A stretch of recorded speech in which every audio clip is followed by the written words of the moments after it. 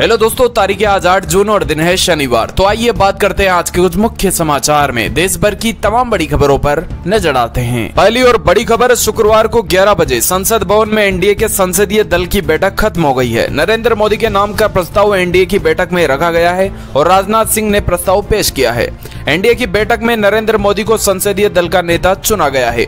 नीतीश कुमार, चंद्रबाबू नायडू समेत जेडीएस में कुमार स्वामी, एलजेपी के चिराग पासवान, हिंदुस्तानी आवाम मोर्चा के जीतन राम मांझी और अपना दल की अनुप्रिया पटेल ने एनडीए संसदीय दल के पद पर नरेंद्र मोदी के नाम का समर्थन किया है। इसी के साथ ही पीएम मोदी ने कहा कि बहुत कम लोग इन बातों की चर्चा करते हैं, उन्हें शायद सूट नहीं करता होगा। इतने महान लोकतंत्र की ताकत देखिए। एनडीए को आज देश के 22 राज्यों में लोगों ने सरकार बनवाकर सेवा का मौका दिया है। हमारा गठबंधन सच्चे अर्थ में भारत की असली आत्मा है और भारत की जड़ों में जो रचा बसा है उसका प्रतिबिंब है। इस दौरान कार्यवाहक पीएम मोदी ने अपने भाषण की शुरुआत करते हुए कहा कि जो साथ विजय होकर आए हैं वो सभी अभिनंदन के अधिकारी हैं। जिन लाखों कार्यकर्ताओं ने दिन रात परिश्रम किया है उन लोगों ने न देखा और न रात देखी। इतनी भयंकर गर्मी में हर हाल में कार्यकर्ता ने जो पुरुषार्थ परिश्रम किया है, मैं आज संविधान सदन में उन्हें झुककर प्रणाम करता हूं। और साथ में कहा कि साथियों, मेरा बहुत सौभाग्य है कि एनडीए के नेता के रूप में आप सभी साथियों के सर्वसम्मति से चुनकर मुझे नया दायित्व दिया है। चलिए अगली खबर पर नजर डालते हैं। अग्निवीरों को लेकर सरकार उठा सकती है बड़ा कदम। दोस्तों, मोदी सरकार के शपथ ग्रहण समारोह से पहले ही एनडीए के सहयोगी ने अग्निपथ योजना की समीक्षा करने की मांग शुरू कर दी है। जेडीयू के केसी त्यागी के बाद लोजपा रामविलास के राष्ट्रीय अध्यक्ष चिराग पासवान ने इस योजना पर पुनर्विचार करने की इच्छा जताई है। वही अब अंदर खाने की खबरें आ रही है कि इस योजना में बदलाव किया जा सकता है। सरकार बनने बाद इस पर कोई बड़ा फैसला लिया जा सकता है। वहीं सेना के पूर्व अफसरों का कहना है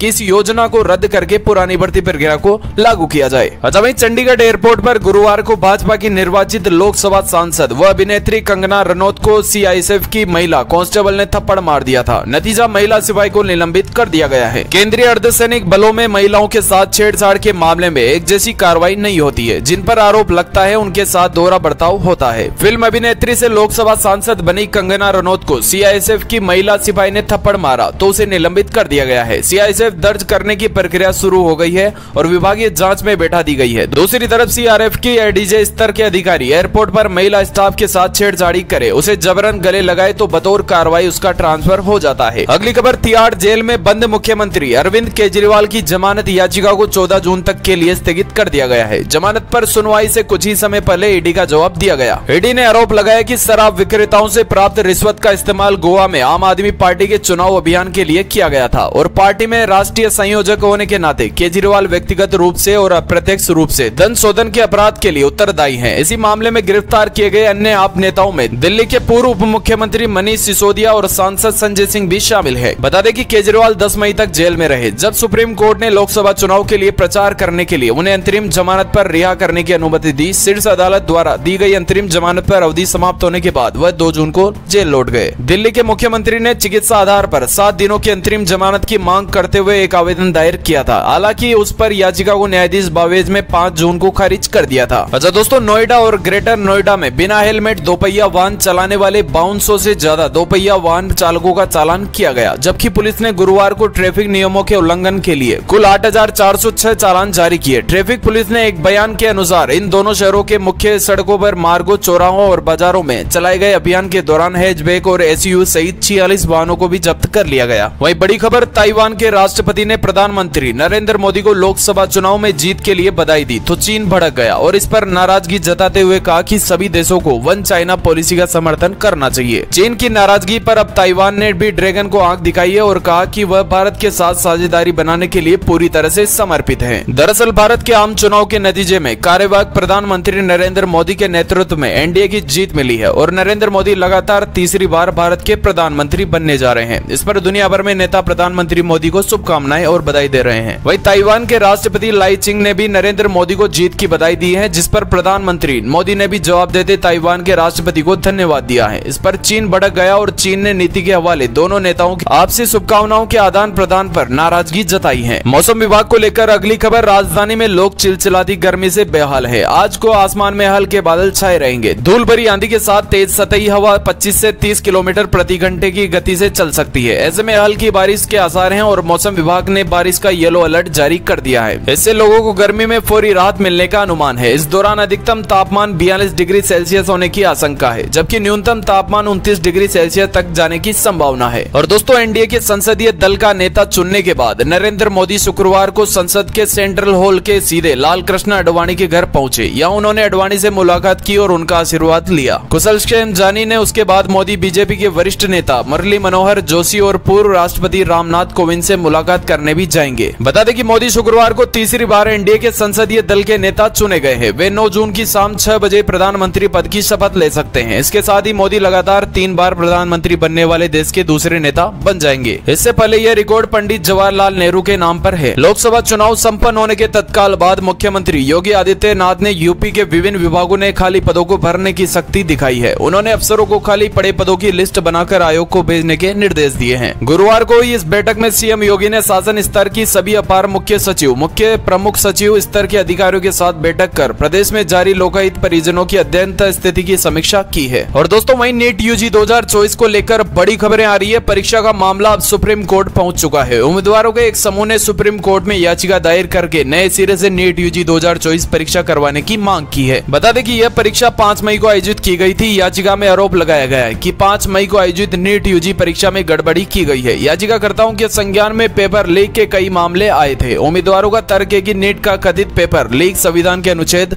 14 में वर्णित समानता के अधिकार का उल्लंघन है, क्योंकि इस हरकत में कुछ उम्मीदवारों जिन्होंने निष्पक्ष तरीके से परीक्षा देने का विकल्प चुना था, उनके मुकाबले दूसरों को अनुचित लाभ मिला है। पेपर लीक में नई परीक्षा को लेकर अभ्यर्थियों और कई भी तरह से आरोप लगाए हैं। सिर्फ पेपर लीक में ही नहीं, परीक्षा को लेकर अभ्यर्थियों ने और भी कई तरह के आरोप लगाए हैं। इन सभी आरोप पर नेशनल टेस्टिंग एजेंसी ने अपनी सफाई पेश करते हुए खुद को नीट एंड क्लीन बताते हुए अपना पक्ष रखा है। अच्छा, वहीं किसानों और खेतीकार मजदूरों के लिए खुशखबरी, जीवन सुरक्षा योजना के लिए अब कोई आयु सीमा नहीं। दोस्तों, हरियाणा सरकार ने किसानों और खेतीकार मजदूरों के लिए जीवन सुरक्षा योजना से आयु सीमा को हटा दिया है। एक अधिकारी बयान में कहा गया है कि हरियाणा सरकार ने गुरुवार को किसानों और खेत मजदूरों के लिए जीवन सुरक्षा योजना पर आयु सीमा हटा दी है। इस योजना के तहत कृषि मशीनरी का काम करते समय मृत्यु या विकलांगता हो जाने पर वित्तीय सहायता प्रदान की जाती है। बता दें कि सरकार ने किसानों, कृषि मजदूरों और मार्केट यार्ड मजदूरों के लिए मुख्यमंत्री किसान एवं खेतीहर मजदूर जीवन सुरक्षा योजना के तहत आयु सीमा की सीमा को हटाने के लिए निर्णय दिया है। इसके तहत अब 10 साल से छोटे बच्चे और 65 साल से अधिक उम्र के व्यक्ति को योजना का लाभ मिलेगा। और किसानों को लेकर अगली खबर देखिए, देश में इस साल गर्मी ने रिकॉर्ड तोड़े हैं। हालांकि इस बीच मौसम विभाग ने मानसून को लेकर एक नया अपडेट जारी किया है। आईएमडी ने मुताबिक इस साल देश में सामान्य से ज्यादा बारिश होने की संभावना है। भारत एक कृषि प्रधान देश है, ऐसे में मानसून में होने वाली बारिश हमारे कृषि क्षेत्रों के लिए बहुत अहम है। आपको बता दें कि भारतीय मौसम विज्ञान के जो महानिदेशक हैं, उन्होंने बताया कि पूर्वोत्तर भारत में सामान्य से कम, उत्तर पश्चिम में सामान्य और देश के मध्य और दक्षिण प्रायद्वीप क्षेत्रों में सामान्य से अधिक वर्षा होने की संभावना है। आईएमडी के मुताबिक देश में 4 महीने के मानसून सीजन में सामान्य से अधिक वर्षा हो सकती है, जिसमें संचयी वर्षा 87 सेंटीमीटर की लंबी अवधि के औसत का 106% होने का अनुमान है।